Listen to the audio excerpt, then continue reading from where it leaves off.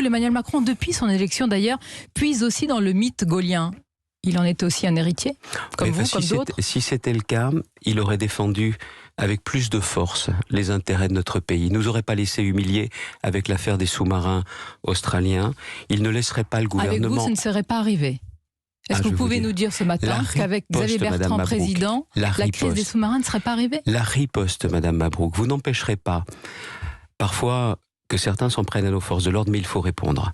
Vous n'éviterez pas que certains dirigeants puissent nous critiquer, mais dans ces cas-là, vous ripostez. Celui qui ne comprend pas aujourd'hui qu'à l'époque où nous sommes, dans le monde dans lequel nous sommes, un chef de l'État doit être prêt à engager de vrais bras de fer, celui-là n'est pas digne de la confiance des Français. S'il y avait une question, Xavier Bertrand, une question essentielle, fondamentale, à laquelle cette élection présidentielle doit répondre, quelle serait cette question selon vous?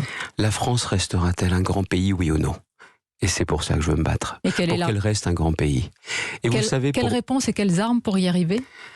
À la fois le courage, la détermination. Je vous ai dit que ce n'était pas forcément la chose la plus répandue dans la vie, mais dans le monde politique, le courage, la détermination, et puis encore une fois le sens des Français, les comprendre.